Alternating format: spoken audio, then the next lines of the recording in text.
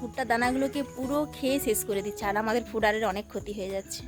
তাই এই বুদ্ধি অবলম্বন, যেগুলো যাতে কাঠবিড়ালি এগুলোকে ভাবে ট্র্যাপ। হ্যালো বন্ধুরা, welcome back to my channel in our new blogs. আজ আমি নিয়ে এসেছি আমাদের অফিস প্রজেক্টে কিভাবে মাটি ছাড়াই ঘাস চাষ হয়, যেগুলো ইউজ হবে আমাদের গোটারি ফার্মে।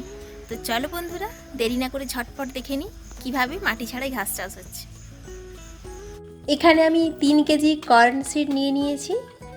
যেই কর্ন সিডকে আমরা ভুট্টা বা জোনার সিড নামেও চিনে থাকি। যেগুলোর প্যাকেট রয়েছে 1 কিলো করে। তো এইভাবে 3টে প্যাকেট নিয়ে নিয়েছি। একটা বড় সড়ো পাত্র নিলাম, যেই পাত্রে এই 3 কিলো বীজকে ভেজানো হবে। আসলে যখন এই বীজগুলো ভিজে যাবে তখন ফুলে ফেপে ওর ডাবল হয়ে যাবে, আর এতে সেই পরিমাণ জলও দিতে হবে। তো এই বীজগুলো ভিজবে সেই পরিমাণ জল দিয়ে দিলাম। এইভাবে জল দিয়ে ওভারনাইট ভিজতে ছেড়ে দেব। অঙ্কুরোদ্গমের জন্য সারা রাত ভেজানোটা খুবই জরুরি। সারা রাত ভেজার পর বীজগুলোর অবস্থা দেখো, একদম ফুলে পাত্র ভরে গিয়েছে। আর যেগুলো ভেসে গিয়েছে ওগুলো খুদি কাকা বেছে বেছে ফেলে দিচ্ছে, ওগুলো আর অঙ্কুরোদ্গম হবে না, তাই ভেসে গিয়েছে। এবার সমস্ত খারাপ বীজগুলোকে বেছে ফেলে দেওয়ার পর এবার পড়ে রইল সলিড বীজগুলো, আর ওগুলোকে এখন ছেঁকে নেওয়া হচ্ছে।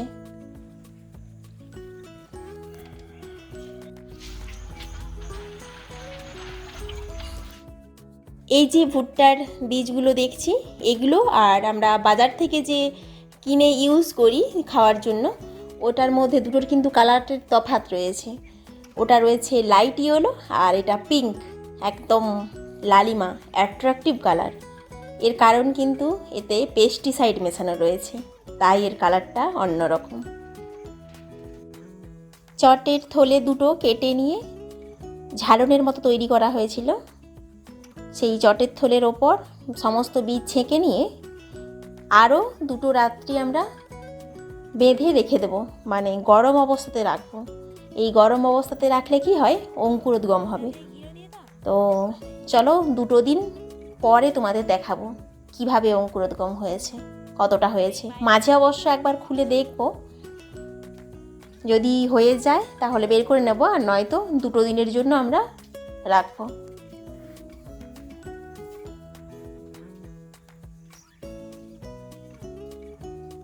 শিটগুলোকে সুন্দরভাবে বস্তাতে বেঁধে গামলাতে গুছিয়ে নিয়েছি খুদি কাকা, আর ওগুলোকে নিয়ে এখন চললো হর্টিকালচার স্টোর রুমে। ওই অবস্থাতে আরও 2 দিন থাকবে।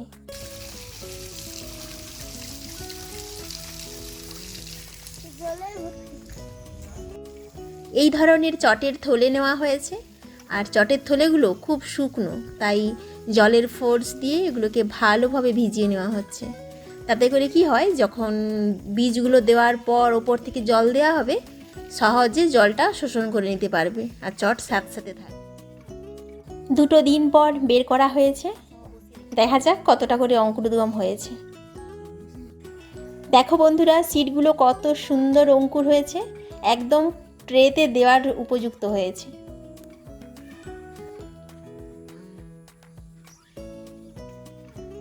এরপর ট্রের ওপর থলির হাফ অংশটা দিলাম, আর হাফ অংশ ফাঁকা থাক, ওটা চাপা দেওয়ার জন্য ইউজ হবে। তো ওই হাফ অংশে ট্রের ওপর ভুট্টার দানাগুলো এমনভাবে দিলাম যাতে দানাগুলো একটার সাথে একটা ভালোভাবে লেগে আছে, কোনো ফাঁক নেই। তবে আমাদের এক্সপেরিমেন্ট থেকে বলছি, যদি ফাঁক থেকে যায় তাহলে কি হয়, গাছগুলো একদম লিকলিকে সোজা হয় না, মানে লিকলিকে রয়ে যায়, এদিক ওদিক বেঁকে যায়, ভালোভাবে গ্রোথও হয় না। তাই আমাদের কি করা উচিত না, ঘন করে দেওয়া উচিত, তাহলে কি হয়, গাছগুলো স্ট্রং থাকে। ফোডার তৈরির জন্য এই ধরনের ট্রে একদম পারফেক্ট। আমাদের এরকমই ট্রে রয়েছে, আমরা বারবার এগুলোতেই ফোডার তৈরির জন্য ইউজ করি। এই ট্রেগুলোর নিচটাতে ফুটো করা রয়েছে, যাতে জলটা স্টকে থাকবে না, বেরিয়ে যাবে।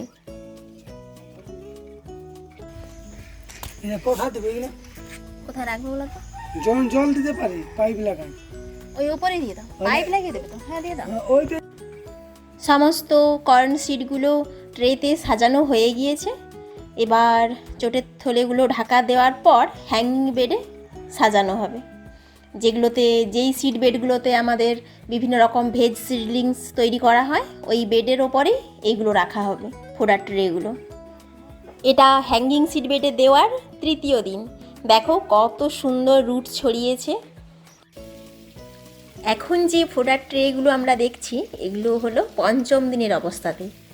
তো কিছুটা গ্রোথ হয়েছে, তৃতীয় দিনের পরে দেখালাম পঞ্চম দিনে। তো এখানে খুদি কাকাকে জল দিতে বললাম যে ঝাড়িতে করে জল দাও। তো খুদি কাকা বলছে 25 বার আমি জল দিতে পারবো না, তার থেকে একবারে পাইপ লাগিয়ে ডুবিয়ে দিচ্ছি। যদিও পাইপ লাগিয়ে ডুবিয়ে দিলে কোনো অসুবিধে নেই, কারণ 3 দিনে শেকড়গুলো কম আঁকড়ে ধরেছিল চটের থলেতে, কিন্তু এখন দেখছি অনেকটাই আঁকড়ে ধরে গিয়েছে, মানে জলের ফোর্সেও কোনোভাবে এদিক থেকে ওদিক হবে না, তাই আমিও আর কিছু বললাম না।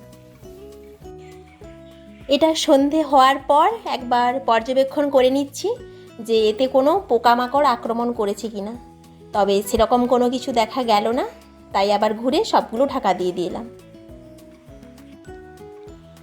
এখন যে ফোডার ট্রেগুলো দেখছো এগুলো সপ্তম দিনের অবস্থাতে রয়েছে, কিছুটা গ্রোথও হয়েছে আর একটু বেশি স্ট্রংও হয়েছে। চলো এবার আর কয়েকদিনের পর দেখা যাক। ফোডার ট্রেগুলোকে হ্যাঙ্গিং সিড বেডে সাজানোর পর প্রত্যেক দিন 2 টাইম করে জল দিতে হবে, কারণ যেহেতু ট্রেগুলোর পেছনে ফুটো রয়েছে সেহেতু জল স্টক হয়ে যাওয়ার কোনো সম্ভাবনাই নেই। আর এটা তো মাটি ছাড়াই চাষ হচ্ছে, তো সেহেতু চটটাকে স্যাঁতস্যাঁতে অবস্থাতে রাখতে হবে। আর ওপরেও ছাউনি রয়েছে, আর যদি অতিরিক্ত বৃষ্টিও হয় তো এখানে জল স্টক হয়ে থাকবে না।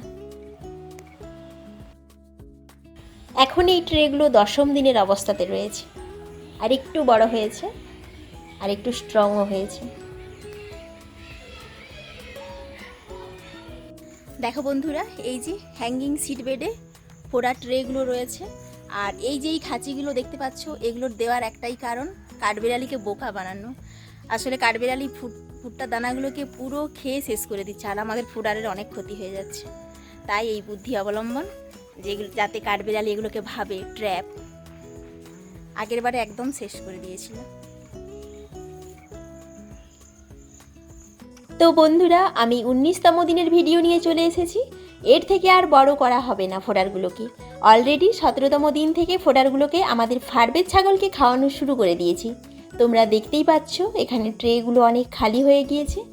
এই ফোডার থেকে গ্রিন অ্যান্ড গ্রেন দুটোই পাওয়া যাবে। গ্রিন হলো এই সবুজ গাছগুলো, আর গ্রেন হলো দানাগুলো। তো বন্ধুরা, এই ছিল খুব সহজেই মাটি ছাড়া ঘাস চাষ পদ্ধতি। তোমরাও এইভাবে বাড়িতে তৈরি করতে পারো যদি তোমাদের পশুপালন হয়ে থাকে। আর জানিও কিন্তু কেমন লাগলো আমার এই ভিডিও। আর সবাই ভালো থেকো, সুস্থ থেকো। দেখা হচ্ছে আবার একটা নতুন ভিডিওতে।